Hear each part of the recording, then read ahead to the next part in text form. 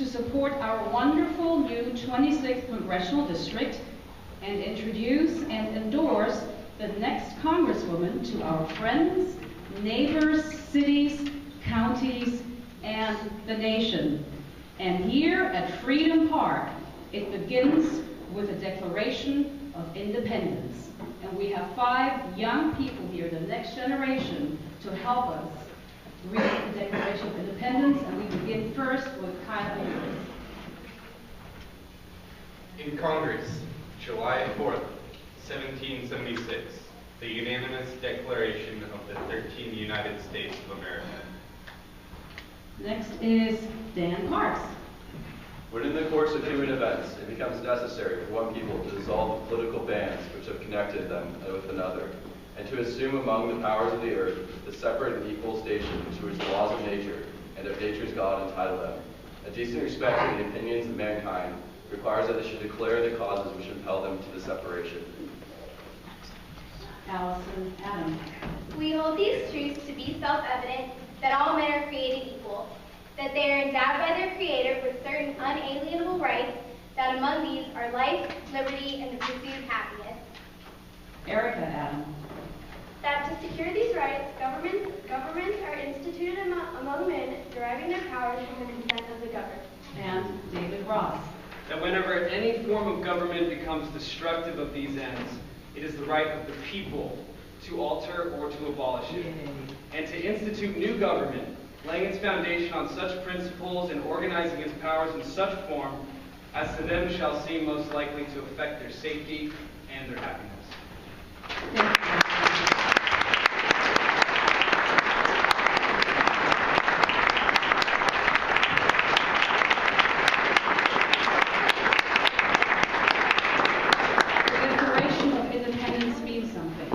It is the foundation of our nation, and it is the foundation of the campaign on which we are about to embark. We need an experienced leader who understands our needs and who can go to Washington to bring our voice. The 26th Congressional District is our home. We come from Camarillo, Thousand Oaks, Newbury Park, Westlake Village, Moore Park, Ventura, Oxnard, Ojai. We come from Santa Fillmore, Santa Paula, and many areas throughout the district. Our home is Ventura County. It is home to our ring of green in Thousand Oaks, the agricultural lands, hills, trails, wildlife. Our district is home to business and industry, home to Amgen, Baxter, Patagonia, Dole, and many other companies which are so vital to our local economy and the national economy, as a matter of fact. We need a leader who knows our district inside out. We need a leader who has been involved in our schools, community activities, and government. Well, let me tell you about such a leader. She is a mother of 4 whose children have attended our schools. She's put them through college along with her husband, Al. She was a planning commissioner for the city of Thousand Oaks. She was mayor and councilwoman of the city of Thousand Oaks. She is now, thankfully, our county supervisor. She is a woman with intellect and an incredibly strong voice. And while many politicians put party before country, this woman puts city and county before party, and now, with your support, she will put country before party.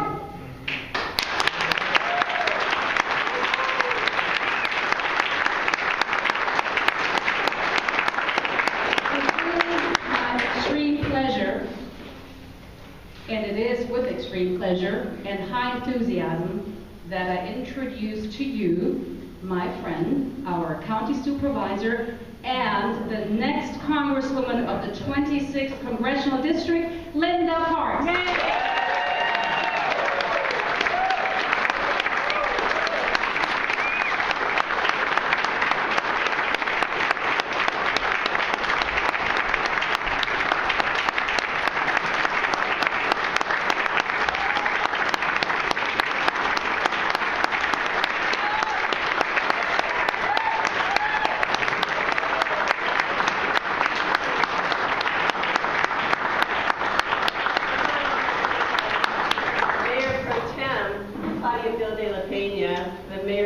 for the city of Thousand Oaks and potentially our next supervisor in District 2.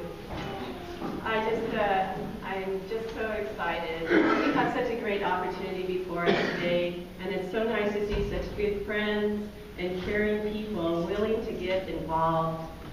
You know, I really don't think this campaign is about me.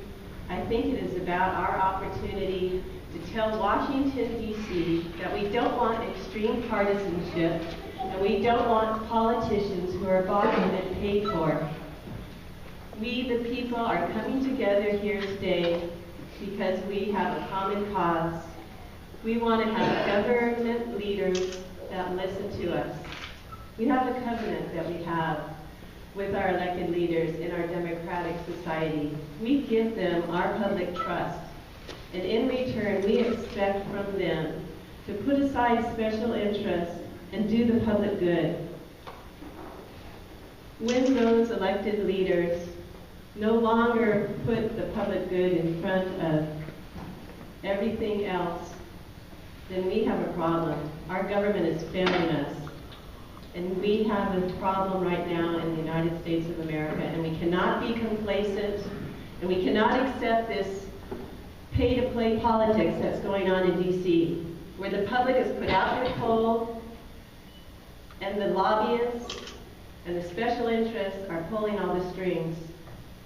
Today at Freedom Park, right here, I'm going to declare my independence from party politics, the party politics that are failing our nation, and independence from the special interests, the political action committees, the PACs, the super PACs, the unions, the corporations, the parties, the partisan politics that is dividing our nation and making it so difficult that our Congress cannot pass legislation.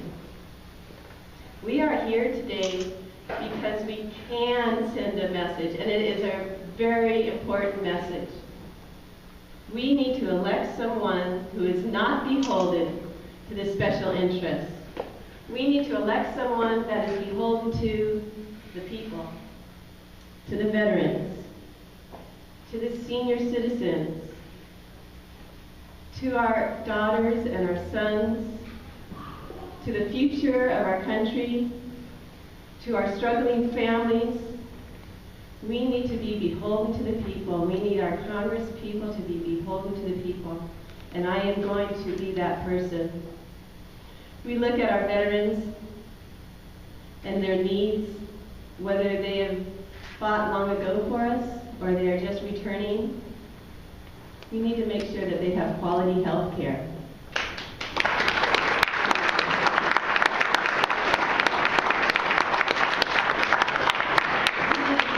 That when they come back, that they have an opportunity for good job training, they have an opportunity for good education so that they can transition into the workplace. And we need to make sure that employers have incentives to hire these veterans.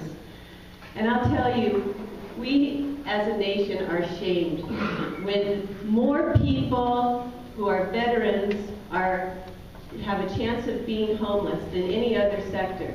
We should not have veterans homeless and to be the greatest sector of the homeless population. There's something wrong with that. We need to make sure that we have the care that they need for PTSD, and they are part of the people that need to be heard in Washington. Look at our students, and we have many here today. Our schools are failing them because they don't have the resources that they need. We need to make sure that we're not closing down our schools and closing down programs. They're our future.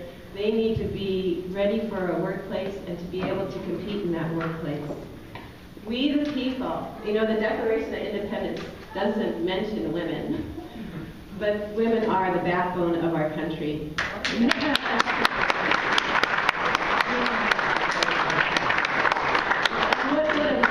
Message to send, and that's why I so much enjoy working with you, to be able to be part of this campaign, to be part of a campaign where this woman's going to become a congressman, where you learn that you can also be a leader. It sends a tremendous good message to our daughters. So I'm very pleased that we have young ladies here today.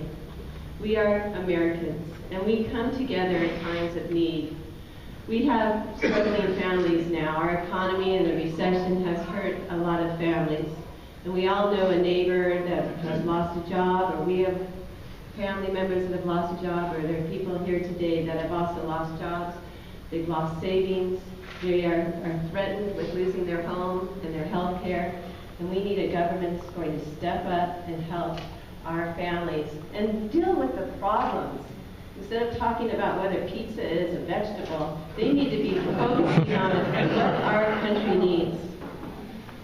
Our senior citizens, they are the most vulnerable when they are on limited incomes in our United States. They're on limited incomes. They need to make sure that they have their Social Security. They need to make sure that their prescription drugs aren't skyrocketing and they can't afford them. It's about their life. It's about their health.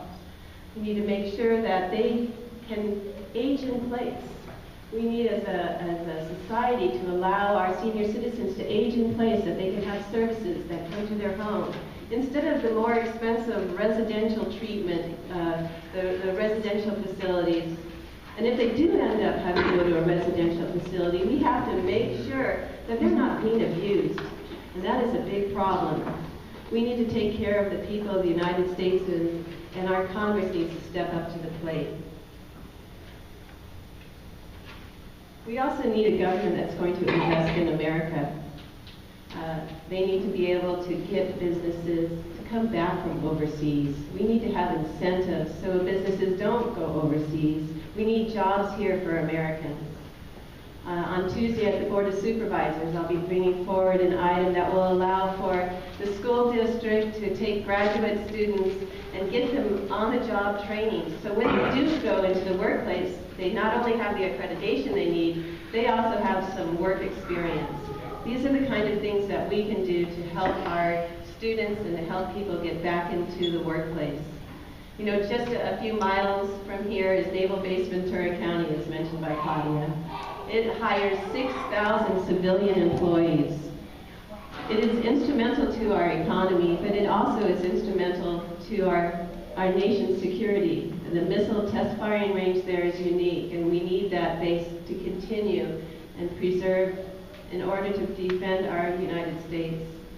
And just as we have the naval base and the major economic generator in our county, we also have some incredible farmland. If you just walk outside, you can see it. Farmland that has some of the best climate in the world. Farmers can turn crops over multiple times a year. We need to assist that, not only preserving the farmland, but assuring that we have the infrastructure so that they have the water that they need, that there's a guest worker program so they have the confidence that they have employees. It's $1.5 billion industry. We also need to make sure that our Congress invests in our nation's infrastructure. We have roads, we have levees, we have bridges that need to be repaired, and they have gone unmaintained and they need assistance. You know, if there's an earthquake in the Sacramento Delta, Southern California could lose their water not for months, but for years. It is unconscionable that we don't maintain those facilities, and it, again, is something our government needs to invest in. Thank you.